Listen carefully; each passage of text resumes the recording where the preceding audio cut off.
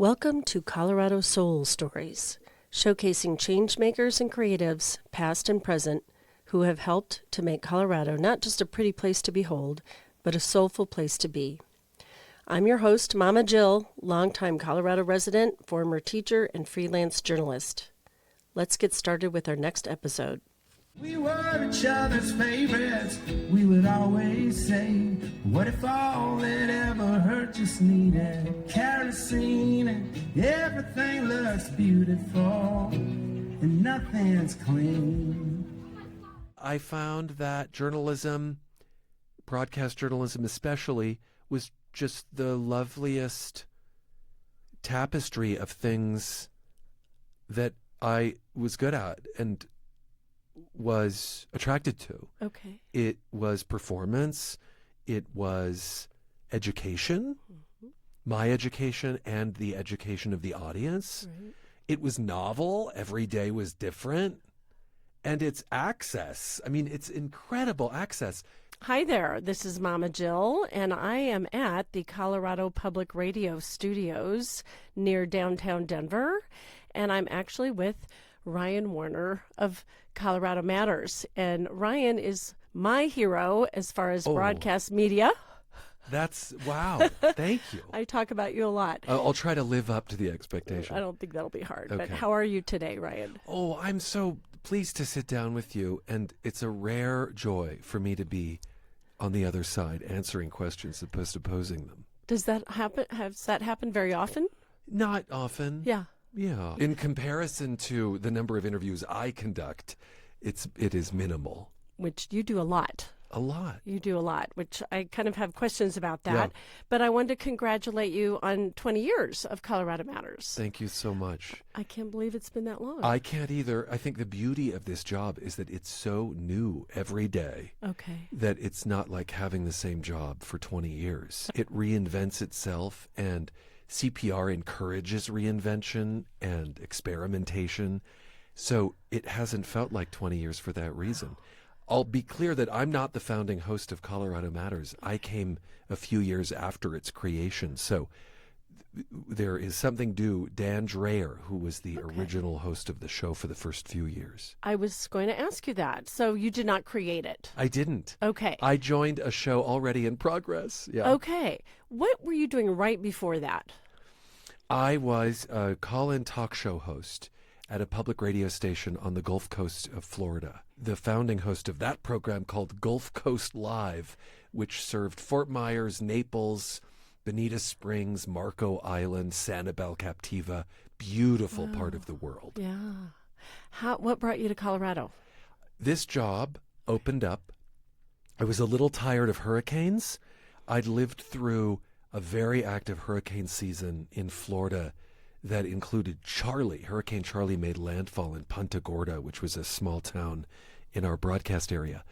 And it was traumatic in a way that earthquakes, which I grew up with in California, aren't. An earthquake strikes, and then it's over. Right. And you have no warning. With hurricanes, they're churning in the Atlantic, sometimes for a week or more, and you're waking up every morning. You're constantly checking. Is it closer? Is it closer?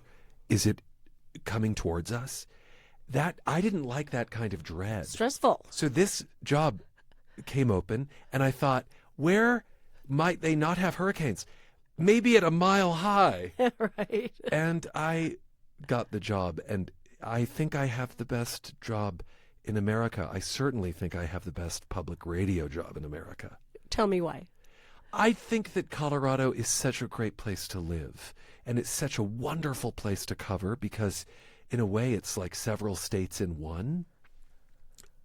I think that the culture of Grand Junction, the culture of Pueblo, the culture of the mountain communities, the culture of the plains, the culture of northern Colorado versus southern, they're so different that I feel like I'm covering a nation or several states in one. And it just goes back to this idea that no 2 days are the same, but no two places here are the same. Wow. would you say that is unique to Colorado, that we have such diversity of geography and people, probably? I think there are some things that are unique to Colorado. I mean, if I were the host of Kansas Matters, there would be no mountains, for one. I do love that Colorado is a lovely mix of people who were born and raised here and people who've come from somewhere else. I mean, frankly, if you're not Ute or Arapaho, you've come from somewhere else. But this mix of people, this salad, this soup, is uniquely Colorado. Okay. And it makes it a really, really dynamic place for a journalist. It's also changing politically. This was a solidly red state, that had Amendment 2 that discriminated patently against LGBTQ folks. Fast forward, and we have an openly gay governor. And I think it's safe to describe Colorado as purplish to blue. But again, you go to portions of Weld County or El Paso County or Montrose or Delta, and the politics are very different. Yeah. And that makes it a fun place to cover because it's not homogenous. Right. Yeah. I like coming from here. I've lived here since I was 3, so I consider myself mostly an original person other than the Native Americans. But I like how you're describing it. I have trouble describing it sometimes, maybe because I'm too close to it or something. Maybe, but I love your description. So kind of based on what you just said, I have been just very curious about how you keep everything straight, how you get ready for interviews. Do you have a team that helps you research? I think that one myth I'd love to shatter in this podcast is that radio is just two people talking. Granted, that may be what you hear, but we like to say that for every minute of radio, hours of work may have gone into what you're hearing. So indeed, I have an incredible team of producers that help find stories, pre-interview our guests. Most everyone you hear on the show has been spoken to before on the phone. And that's because we're a conversation-based program. Yeah. And you may be the world's aardvark expert, but if you can't put a sentence together for an interview-driven show, it's tough. So we do a lot of vetting. Vetting, okay. Yeah. I was going to say, you don't uninvite people, you vet first. We vet. And, maybe someone isn't the right guest for a 10 or 20-minute conversation, but maybe you get a soundbite or two from them, or a quote, or some perspective that informs a question for another guest. And so a lot of the research that's being done ahead of time is done by my team of producers. There's also a fair bit that I produce myself. The beauty of hosting Colorado Matters now is that I'm on Monday, Wednesday, and Friday. My co-host, Chandra Thomas Whitfield, picks up Tuesdays and Thursdays. And this gives me the time to research, produce some of my own stuff, and most importantly, get out of this padded cell. Because if I stay here, or if I stay in Metro Denver, I'm in a bubble. In order to properly host Colorado Matters, I have to get to the San Luis Valley. I've got to get to the Western Slope. I need to be in the high country. I need to be on the plains. There's just no way to do this job authentically if I'm in the Denver bubble. And I really respect that. And I'm trying to emulate that myself. I've been all over Colorado as well. Not the same way, but how often do you travel? Well, if you're talking, within the metro, getting out of the studio and getting on site into a museum or meeting a guest at a business, that happens several times a week. If you're talking a more formal road trip, I try to get out of Metro Denver and overnight somewhere, I would say on a monthly basis. Okay. Good. It helps that we have a studio on Main Street in Grand Junction, so we have a base there. Yeah. We operate KRCC Public Radio, which is based at Colorado College. So we have a studio in Colorado Springs, second biggest city in the state. So I can camp there. Right. I was indeed in the San Luis Valley in Alamosa recently, and I got to meet the fine folks at KRZA, which is one of the public radio stations that has taken one of the hardest hits because of the withdrawal of federal funding. And so Colorado Matters now airs on KRZA. Nice. That's a way to expand their local programming without adding to their costs. We gave it to them for free. But that also allowed me to do a story at Adams State University, whose president was a former student and who now lives down the street in the president's mansion from the tiny garage apartment that he occupied as a student. And so the arc of his life is represented in the several blocks just off campus. Very cool. And that interview just wouldn't have been the same if it had been remote. He got to point to the dormer and say, that was my loft, and it didn't have very good heating and no running water and that kind of thing. Yeah, the whole journey down Exactly, there, right yeah. there. Yeah. So you brought up the funding issue. I met you earlier at a Denver Women's Press Club event, and Go Women's Press Club. Yeah. I have to say, if you're listening Yeah. and you are a writer, a journalist, you're in the communications field, join the Women's Press Club. And I love that it's singular, the Women's Press Club, because to me, it empowers each individual member to think of the club as theirs. But yeah, that's a nice way I was to pleased to meet you there in describe their it. beautiful house in Oh, it's Capitol Hill. they call it the clubhouse. The and clubhouse, I'd love to just hang out there and browse through all the old books there. former artist studio. Right? Yeah. Yeah. So cool. Such history. It was perhaps right after the last election, the presidential election, and we were discussing how it's good for democracy to exercise its muscle. So we're in the thick of that, and funding has been rescinded. How does that make you feel? I'm sad. I mean, I think there's grief with that. Yeah.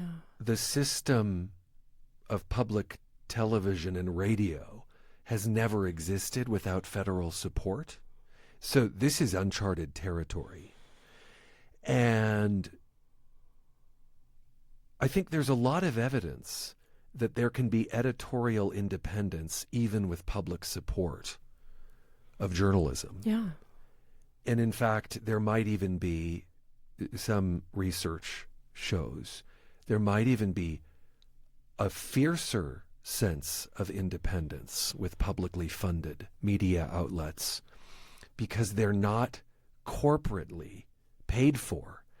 And corporations are naturally conservative. And when I say conservative, I don't mean politically, but they're conservative in terms of their stock price and the messages perhaps that they'll engage in.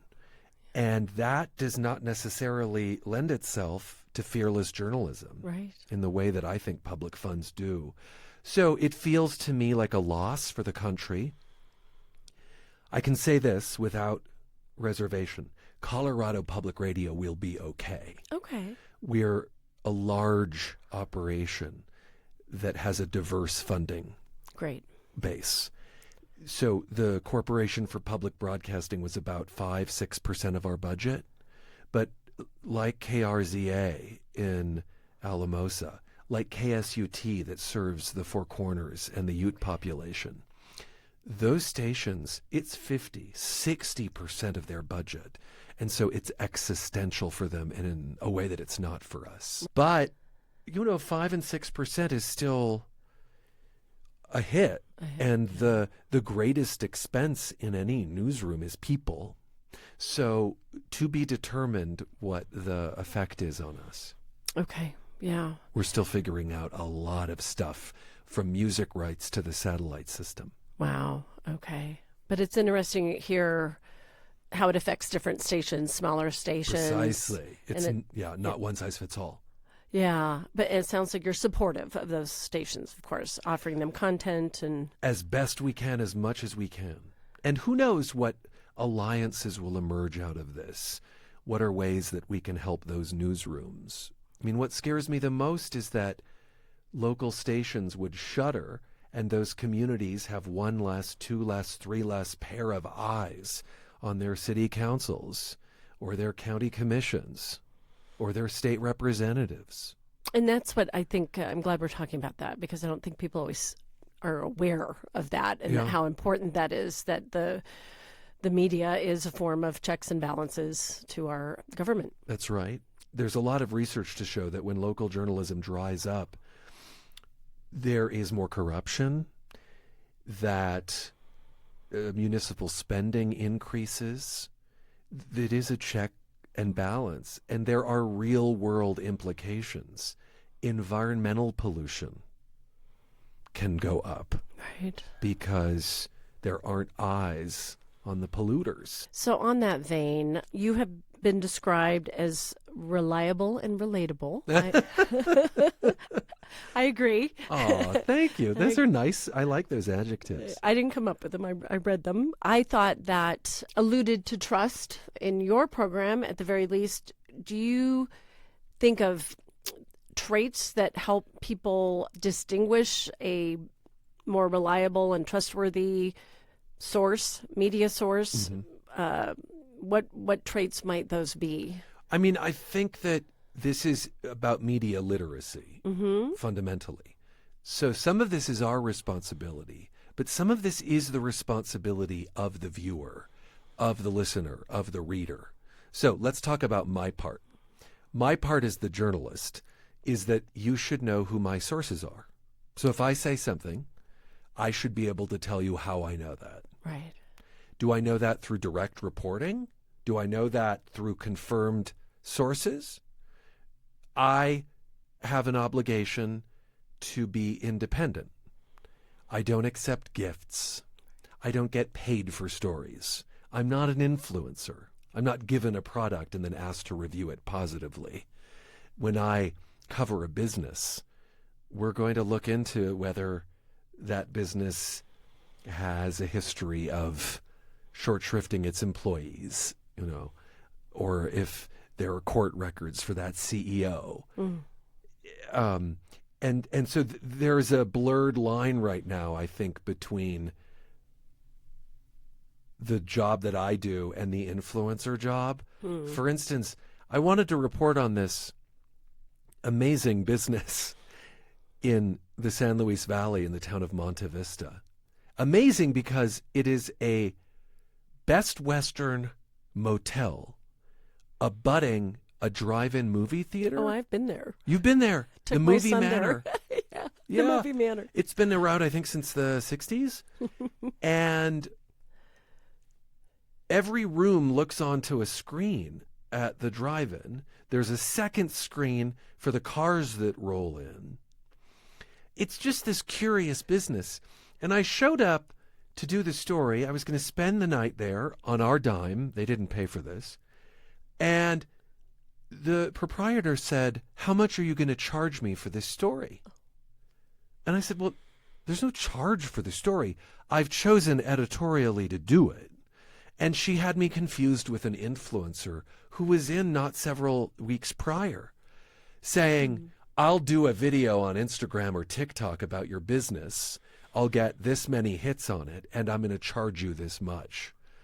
So that's an example of how the lines are blurred, and the difference in my ethics versus theirs. No knock against influencers. They're just doing a different job. I didn't know they did that. But see, I just learned something there. Oh, good. I know the difference between an influencer and someone that's been doing this a long time and knows how to check sources. But I wasn't aware of that payment piece. My job as well is to correct when I'm wrong.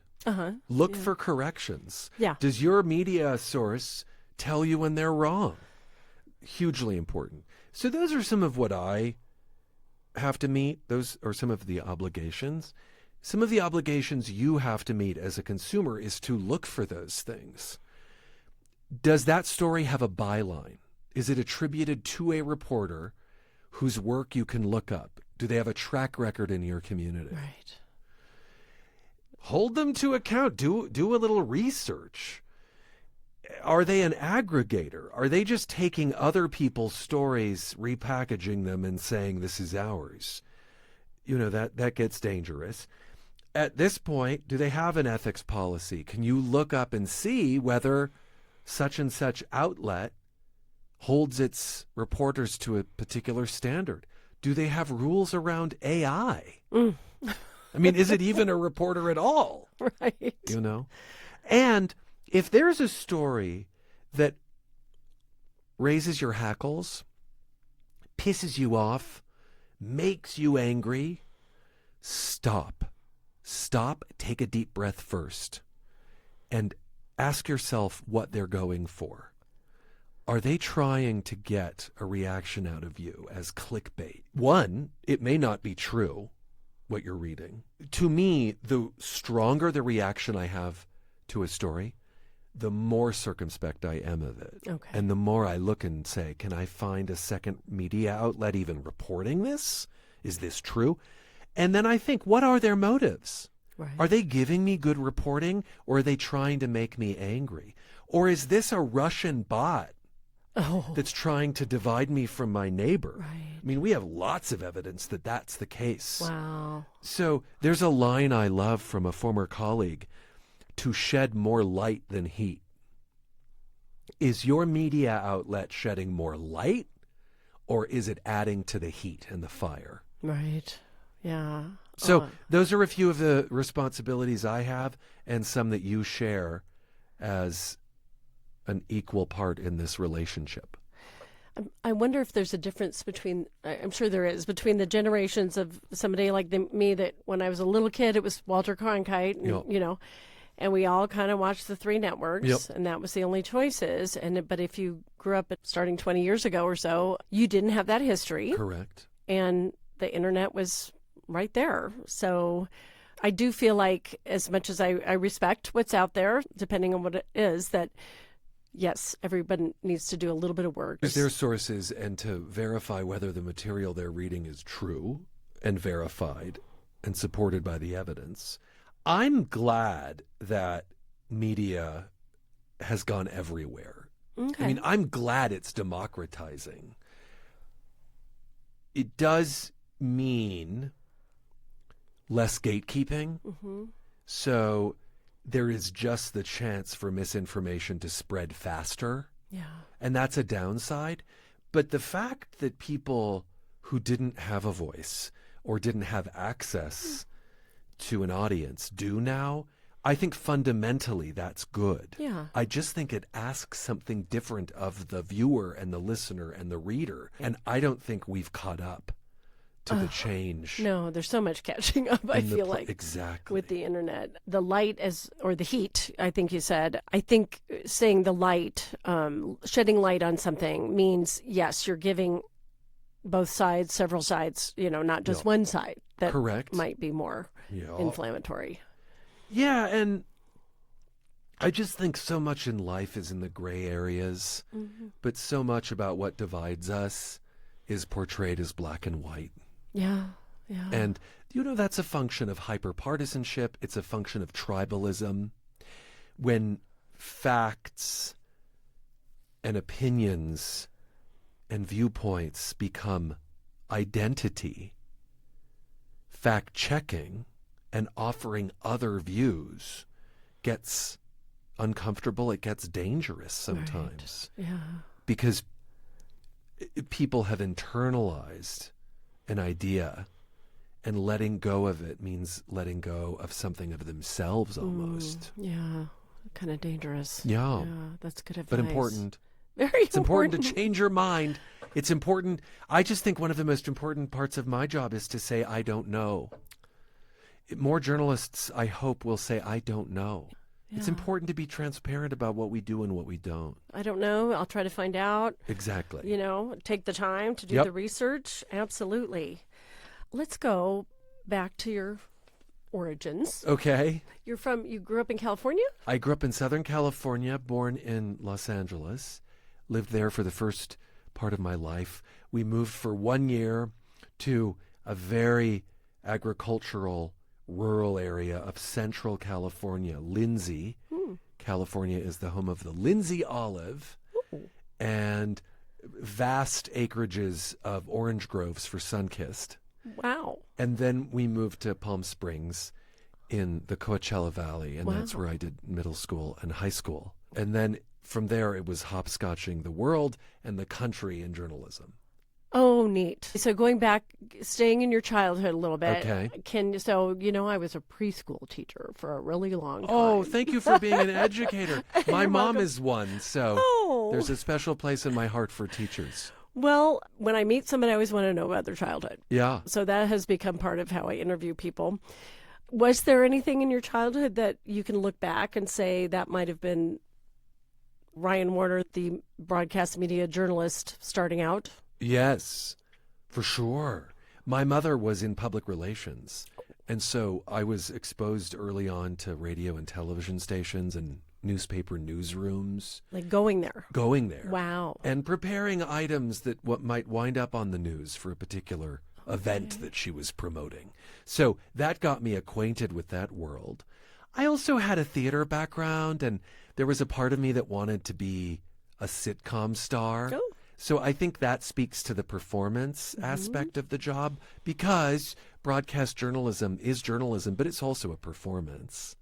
It is addressing an audience. And I found that journalism, broadcast journalism especially, was just the loveliest tapestry of things that I was good at and was attracted to. Okay. It was performance. It was education, my education and the education of the audience. Right. It was novel. Every day was different. And it's access. I mean, it's incredible access. Just the other day, I got to stand at the foot of Mustang, a.k.a. Blucifer, and talk about the restoration recently of this 32-foot tall, red eye glowing work of art. By the airport, if people By the airport. don't know what he's talking about. Yeah. Which most of us zoom by in a car at 60 miles an hour. And I got to speak up close to the head of public art at Denver International Airport to talk about a cool job. Very cool. But the access is just remarkable. And how lucky I am to be a stand-in for folks and ask the questions you'd want to ask. Absolutely. Of people in power and of artists and authors and scientists and what have you. Which that brings me to a couple other questions. The first one, I'm more curious about myself, since I just have been doing this since last July. Yeah. And having been more of a writer in my recent life, what I'm realizing is when I'm writing, I can move the paragraphs around, and you can do that a little bit in editing with media, but not as easily. So here I am, as you're talking, trying to remember, okay, he said something cool. I want to remember asking about that. How do you keep all that in your head? Is there a trick, or is it from years of experience that you're able to just keep it flowing, the dialogue? I mean, experience helps, of course. And I go back and listen to myself from 10, 15 years ago, and it's mortifying, But a couple of things. One is, and you're good at this, I can tell you're good at this, interviewing is more listening than it is talking. And so whether it's a recorded interview that we can edit or a live interview where the stakes are high and you can't go back, I have a script, and I've absorbed it to some extent in my mind. Okay. So I have a general sense of what we want to achieve and where we want to go. And then I have to be willing to leave that script behind. Right. Because if I'm so focused on my next question that I'm not listening, someone's going to confess to murder, and I'm going to ask them about their favorite pet. Right. I've actually heard podcasts that somebody did something like that. We're like, hang on, there was a follow-up question. There was a follow-up question. So no matter what, there's a clock there that's counting by the second. There is a red light that tells me I'm on the air. I've got two screens in front of me. One's my script. The other is a window in which my producer is chatting with me. Wow. I have to know the end time of the segment. Maybe my cat threw up that morning and I'm distracted. Despite all of these inputs vying for my attention, listening to the guest is the chief job that I have. Everything flows out of the listening. Yeah. Active listening. Active listening. And then the rest flows out of being authentic. If I think something's funny, I'm going to laugh. If I don't understand something, again, back to the importance of saying, I don't know. Right. If I don't understand something, I'm going to say to a guest, I didn't get that. Yeah. Can you help me explain that to the listening audience? So that authenticity of ignorance, that authenticity of surprise, laughter, sadness, puzzlement, I have to follow those because those are natural. Those are authentic.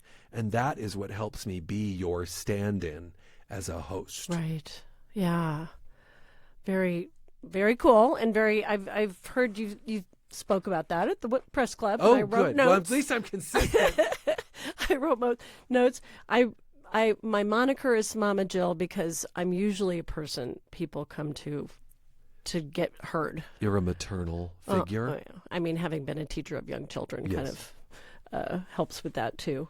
Now, see, I had this other question in my head, and maybe I'll edit out what I'm saying right now. But now, I forgot it. Oh, that's okay. It happens to me all the time. Oh, it does?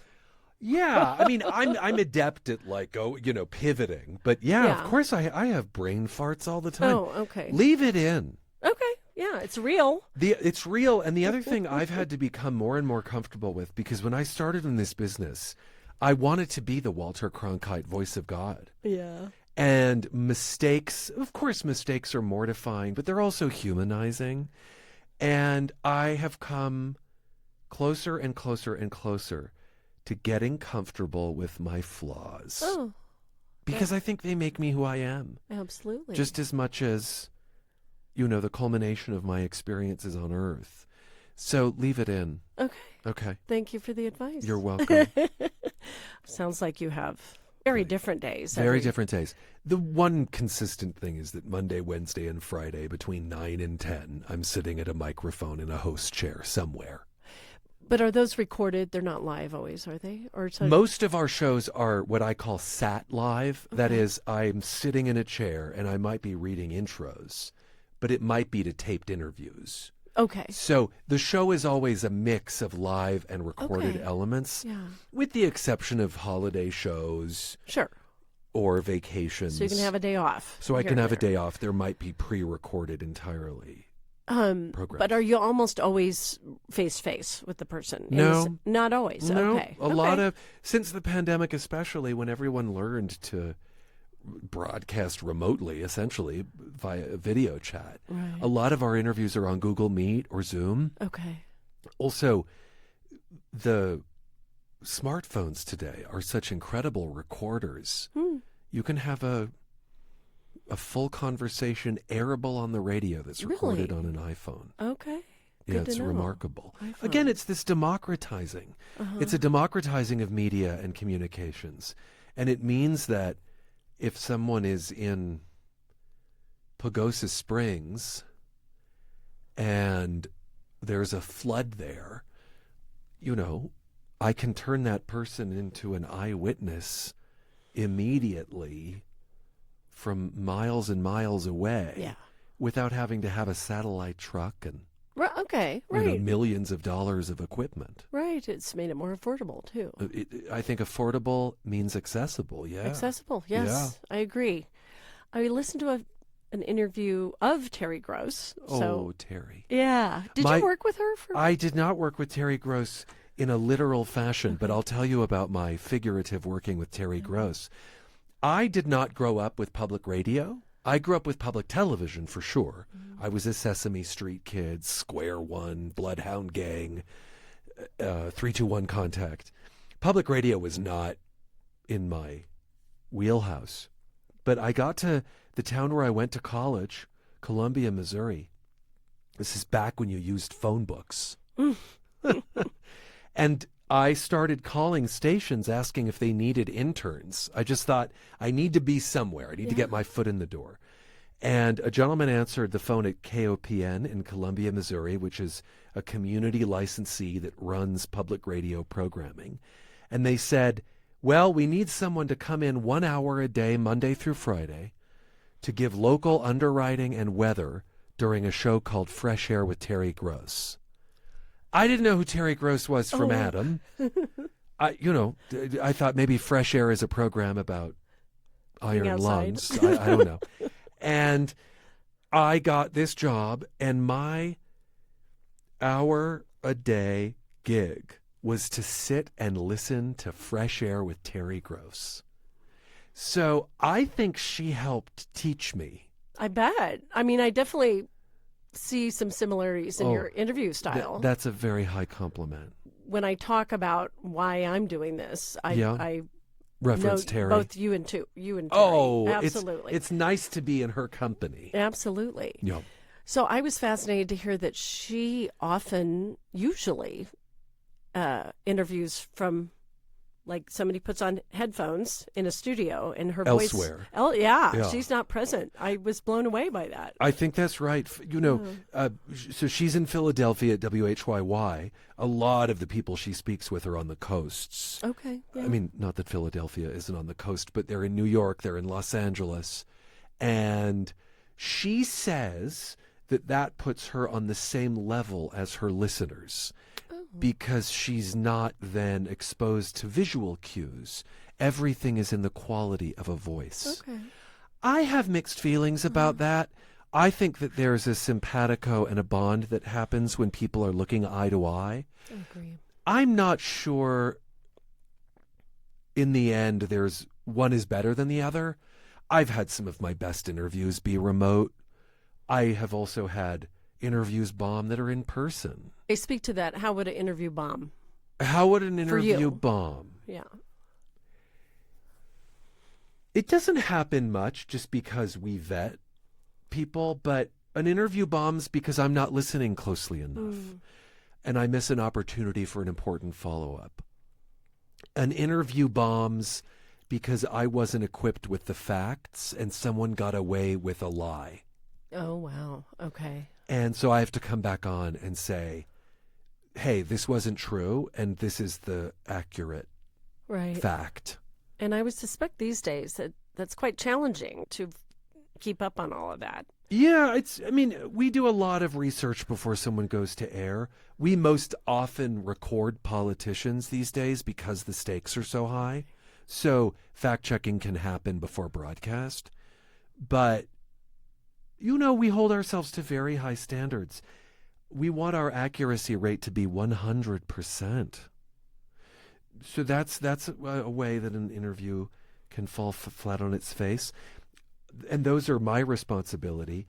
I would say, in terms of the guest, sometimes people just get nervous. And they overthink the interview.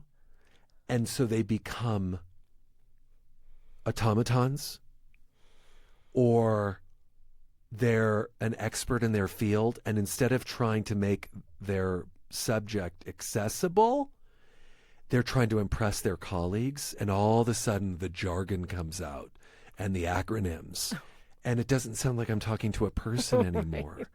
So when something gets technical or boring, I think it falls flat on its face. Yeah. And we do everything we can to keep your attention and to keep things compelling. If I bored you, I can't think of something that would make me lose sleep more. Right. Except perhaps getting something wrong. Yeah.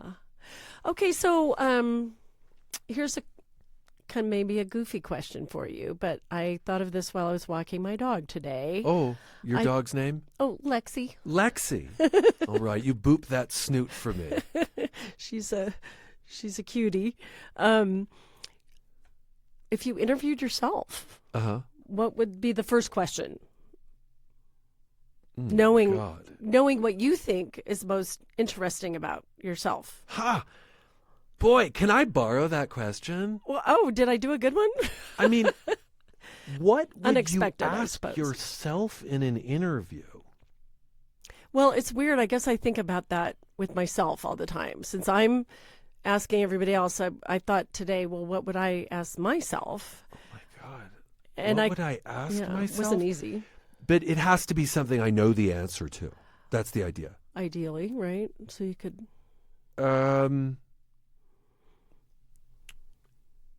Well, it's interesting because I could go really vulnerable with it.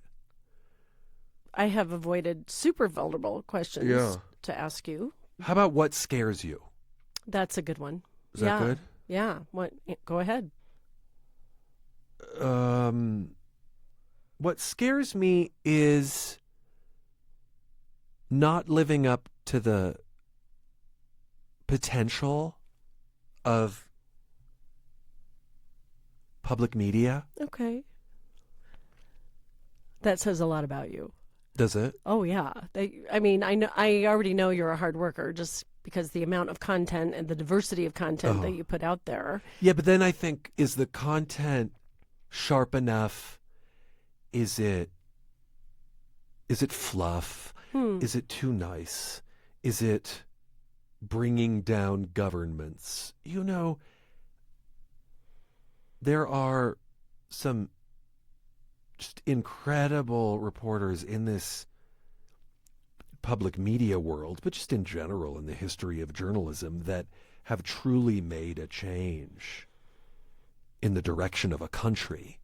And I realize I'm not a national host, I'm not in Washington, but I am close to power. You know, we have a regular interview with the governor. When we call a member of Congress, they most often say, yes, we'll come on the show. Am I living up to the ideals of a free press that hold those folks to account enough? I think, you know, the idea of not living up to that potential and that obligation, that scares me. Yeah. Being alone scares me. Like, what if I die without ever having a husband? Oh. That scares me. Okay. And my parents aging scares me. I concur with that. Yeah. For sure. Yeah. Those are my top fears at the moment. Those are vulnerable. Yeah. Thank you for sharing those. That is, I love that question. What would you ask yourself? I need to get my head around it. Mm-hmm. Yeah. As someone who might ask it. So thank you. Yeah, you're welcome. You were a news anchor for a while, is that right? Television news anchor. Yeah. How long did you do that? I was in Sioux City, Iowa at KTIV, the NBC affiliate, Siouxland, for 2 years. And for the bulk of that time, I was a reporter weekdays, and then I was the weekend evening news anchor. And how did you like that? I wanted, when I got into journalism, I wanted to be Peter Jennings, who was the longtime anchor of World News Tonight on ABC. And he was sort of the next generation after the Cronkites and the Brinkleys. I interned for Dan Rather at 60 Minutes. Oh, neat. And I interned at my local ABC affiliate in Palm Springs, California, KESQ. I needed to get television either nailed down or out of my system. I needed to figure out if I liked it. And there were aspects of it I liked, but I broke my contract. My station sued me, and it was to leave for public radio because I was tired of covering adverse weather and fires and murders. Okay, so it wasn't what you wanted to be. I don't think that it was in depth enough. I mean, there's something to be said for when something is on fire in your community, saying this is on fire. I'm not knocking the role that plays. It didn't get juicy. Yeah, that's something that's over kind of the next day. It is, yeah. And so I have been in public radio since the television gig, 22, 24, 25 years. And I very rarely regret leaving television. Okay, good. The other fascinating thing is on TV, I'll just tell you a quick story. Yeah. I was doing a live shot in television, meaning I was on scene. This was at the Sioux City Airport, whose airport code is SUX, sucks. And the governor had flown through at the end of the legislative session to do a victory lap of the bills that he'd signed. This was Governor Vilsack, who eventually became Secretary of Agriculture and is now associated with Colorado State University. He gave his dog and pony show, and my job was to run out of that press conference and then address the 5 o'clock news live, debriefing what had, occurred. And the words were flowing like water. I mean, I just felt articulate, and I thought, I'm going to turn this into my resume reel. And I got back to the station, and everyone was just ghost-faced, just white, drained blood from their faces. And I thought, what is going on here? Well, there had been a guy in the background of the live shot thrusting his pelvis throughout my remarks. And he looked like a little devil over my shoulder, engaged in a sex act. Oh, my goodness. And the trouble with television is that what is on screen, how you look, who's in the background, whether your tie is straight, is as important as what you're saying. Wow. I'm glad I don't have to deal with that anymore. Right. Like, I can do a full show on Colorado Matters exploring some of the meatiest issues in the state, and I can have a booger hanging out, and you're not going to know about the booger. You know? Right. So I'm very happy to be in this medium as opposed to television. Well, and the comment I was going to make when you were talking about the fire, the daily news as opposed to what I think, and that's why I'm trying to do my little stories here, is news and stories that might change somebody's life. Mm-hmm. You know? Yeah. I was just talking about this with a friend today. One of my great joys is to be a connector. And so if I do a story on an interesting nonprofit, or I profile someone in our community who's making a difference, I love the idea that someone would listen to that and then get involved. Yeah. Volunteer.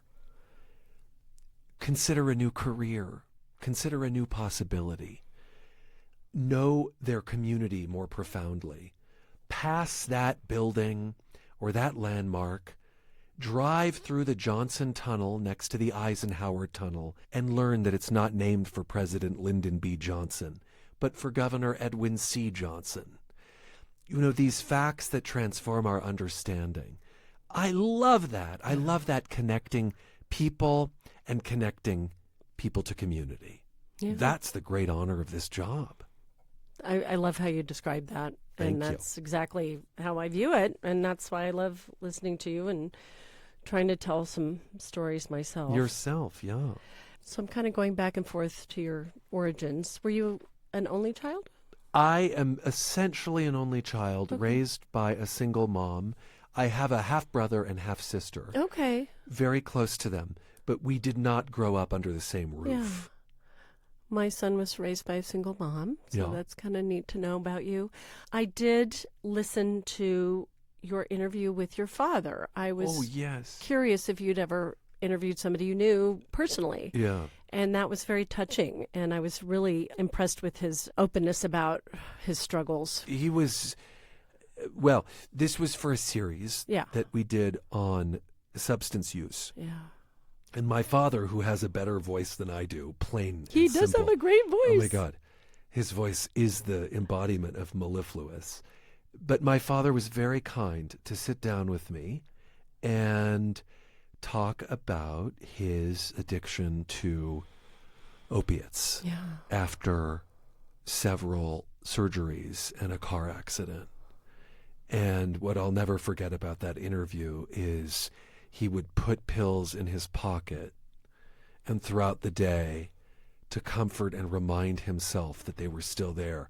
He would just feel them on his fingertips in his pocket and count how many he had left. And that abacus quality to the pills is a visual I'll never forget. And he was so kind to sit down and do that with me. But it was also a way of demonstrating how this issue hits so close to home. It knows no race. Yeah. It knows no income, no geography. Certainly there are communities harder hit than others. Right.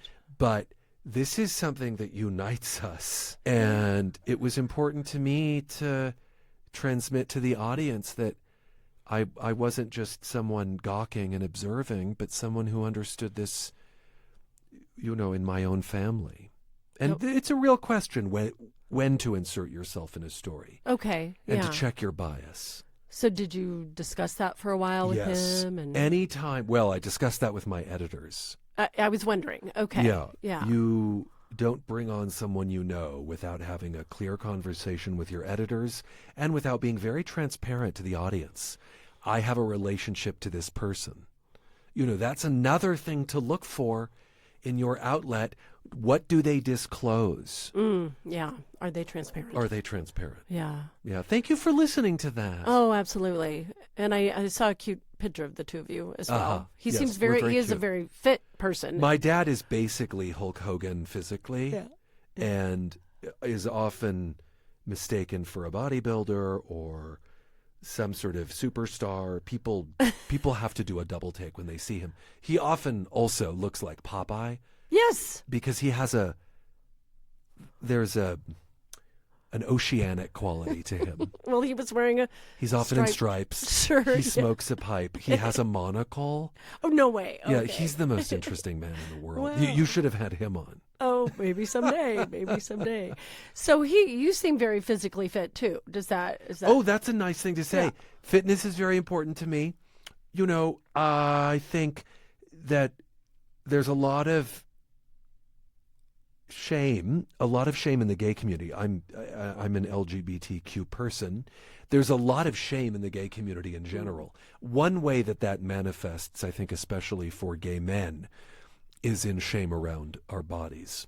Just like for us women. Yes. Oh, I think can this isn't identify with exclusive that. to us by any means. I do think it's accentuated. And so I have a lot of shame around my body and, unfortunately, a lot of my self-acceptance and my value is around how I look. Well, you look great. Thank you. So Well, don't worry thanks. about it. I appreciate that. You're a snappy dresser too. I've definitely noticed that. Oh, thank you. I credit my mom for my sartorial inclination. She was always impeccably dressed and I think expected me to be so.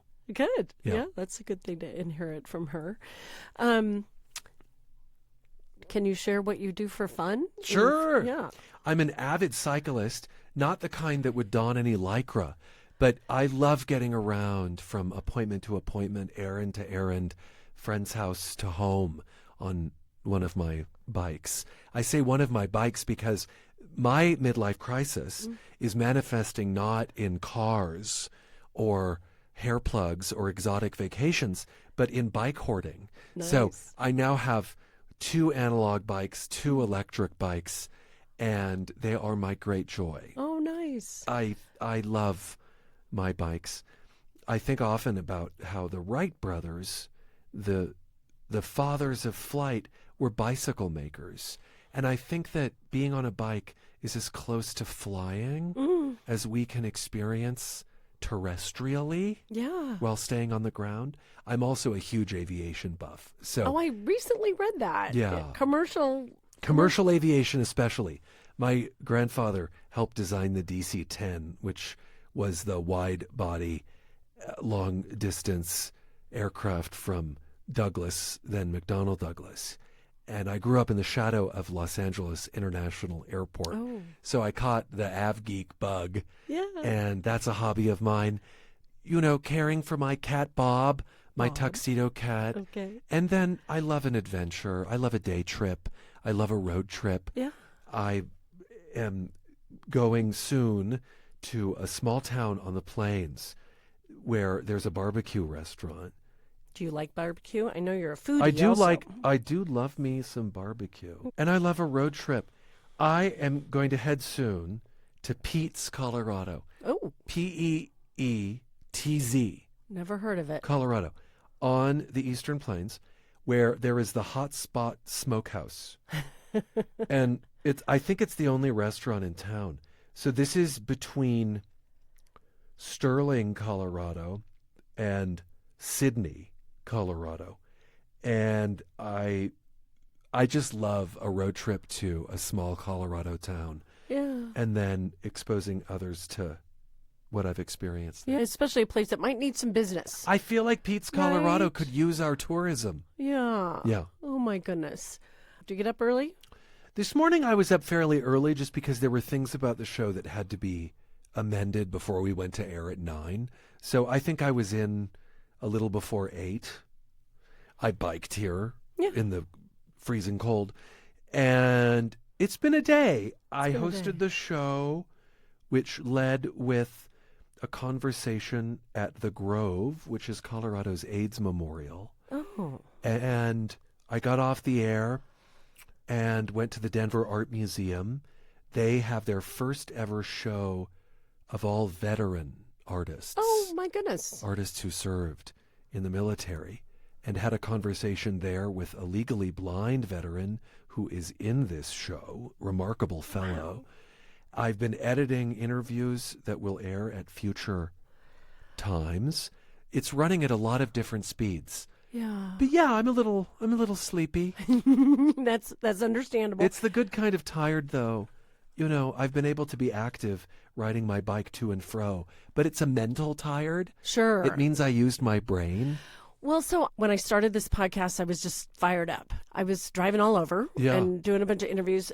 I did 3 in like a 36-hour period. Uh-huh. And they were all very different, but also kind of connected as far as the people were super cool. Yep. I was driving home from the third one, and it was just tired, but I kind of started crying. And I was just like, I felt like I had absorbed parts of these people. Yeah. Do you ever kind of get drained that way? Yes. Well, let's see. I would phrase it this way. David Isay, who started StoryCorps, calls listening an act of love. Uh-huh. And it's a gift. Listening to people is a gift. It also takes something of the listener. Attention is energy. Right. And so merely to listen, and I'm not even talking here about the absorption of someone else's energy. I'm talking about the expenditure of the energy for the listener. That in and of itself is taxing. Yeah. I mean, it's a gift for the listener as well, but it is an expenditure of attention and mindfulness. So there's that aspect of the fatigue at the end of the day. Mm-hmm. And yes, if you are someone that can walk in others' shoes, of course you're going to take on their experiences and wonder what that would have been like for you. Yeah. I just interviewed Tig Notaro, the comedian, about her friend Andrea Gibson, the late Colorado poet laureate who died in July of cervical cancer. And Andrea is the subject of a beautiful new documentary called Come See Me in the Good Light. Tig Notaro's a co-producer. Watching this film was rewarding, but it was also incredibly grief-filled because it's a study of a person that we lost. And it's a study of talent that we lost. So the time I dedicated to watching that film, and then the honest conversation I had with Tig about losing her friend Andrea, imagining myself in Andrea's footsteps, what would it be like to have terminal cancer? Imagining myself in Tig's footsteps, what would it be like to lose a friend to cancer who had so much potential and so much talent in describing the world? These are naturally taxing and beautiful experiences. Well, the way you just described that's probably what makes you a good interviewer. Well, I think that there has to be Yeah. some sense of empathy. Yes. If you don't have empathy, I'm sure you can be a good factual interview, but I'm not sure how much you can draw out of the experience and the emotion. I do think that bringing a certain amount of empathy is going to benefit any conversation, Yeah. whether it's on the air or not. So to lighten it up a little bit, Yes. when you were talking about Pete going to Pete's, Colorado, P-E-T-Z. T-Z. Yes. Like, how did you find out about that? I spent a lot of time on Google Maps. Oh. I spent a lot of time on Google Maps pinching in to communities Oh. and going, have I been there? Ooh, I haven't. You know, this whole story about Happy Butt Airport that I did recently came out because I was in bed one day and I was just scrolling on Google Maps, zooming in, and I see Happy Butt Airport. And I think this is just a little east and south of Denver. And I think, what is the story behind Happy Butt Airport? And I posted it to social media and said, I'm going to find out what this is. I got a lot of people on board and excited to find the story, found the property owner, and it's a wonderful story about his building an airstrip on his land dedicated to his mother, whose name was Gladys, and whose nickname was Glad Ass Happy Butt. Okay. And so these stories, they come about because I've zoomed in on a map, or I've passed something and wondered. I love it. Okay. Or someone has come up to me and told me about what they've wondered. Or what they've passed and are curious about. Yeah. So you've got the radar going all the time. All the time. I love that you found that yourself, that particular story. Do you have a proudest moment, or can you pick a proud moment in your career? Other than your daily... Yeah, I can pick 1,000. I will pick a moment that gives me pure delight. There's so much focus on the mountains in this state, and the 14ers especially, and on the tall. I was curious to learn more about the lowest point in Colorado. So I found it. And it had been identified. The U.S. Geological Survey had identified it. But I needed, in order to access that land, to know the owner. So I did a records search at an assessor's office in that county and found out the owner of the lowest point in Colorado. To my delight, this land, which had been in their family for decades, they did not know it was the lowest point. Wow. And so I went out with a geologist to tell us about the geology, a historian to tell us about the first peoples, and a bass singer to sing the lowest note that he could sing. Oh, fun. In the lowest spot, with the landowner, who had the great pleasure of a stake and a hammer and marking the lowest point on the land that had been in their family. Wow. And who since has welcomed campers onto this land who want to spend a night at the lowest point. I love it. And that was a moment of education, of connection, of travel, of gee whiz, of surprise, of learning. I mean, it wrapped up everything I love into one story. Yeah. To me, that also wraps up why I think you've got a great job. Yes. I mean, there are so many great things. I get about it. paid to satisfy my curiosity and yours. Yeah, yeah. Okay, so that will bring me to what we'll call my final question. Oh. What might you be looking forward to in the future?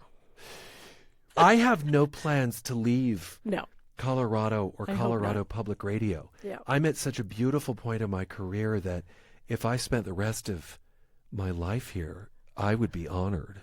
I hope you do. Thank you. So I guess I'll answer the what What are you looking forward to in the future? in the future. or something you'd like to see for yourself in the future? Yeah. I want to build deeper and deeper trust with the community. Okay. I just want to feel more and more like your honest, human, trustworthy guide to this state. Okay. And I'll work to earn that. Well, you've got a great start. Thank you. And this interview has been more of a pleasure than I thought it would be. So you're fun to talk to. I really enjoyed answering your questions. Thank you. I hope so. Thank you. Thanks for joining me, Brian. My pleasure. We'll sign out for now. Thanks for listening. Great. Before you go, I wanted to point out one of our new partners. Westside Books in Northwest Denver has been around for almost 30 years, and you can find just about any book you need there with knowledgeable staff who know about the latest books as well as your favorite book from back in the day. Check them out off of 32nd and Lowell. And please remember to subscribe to the podcast, and we would love a review or a good rating. That all helps, and it's all free. See you next time. Welcome to Nude Foods Market, where we make plastic-free grocery shopping convenient, easy, joyful, and local. We have everything from produce, snacks, meat, and fresh bread to home care, body care, and ready-made meals. The big difference is that our deeply researched organic and local groceries come pre-packaged in returnable glass jars. You shop just like a regular store. The only difference is that instead of putting all that packaging into landfill when you're done with it, you bring it back to us to be reused hundreds more times. Visit our stores in Denver and Boulder and get $10 off your first shop. Go to nudefoodsmarket.com/COSOL to claim your coupon. We're locally owned, women-owned, and working hard to fix our broken food system, so hope you can pop in and check us out soon.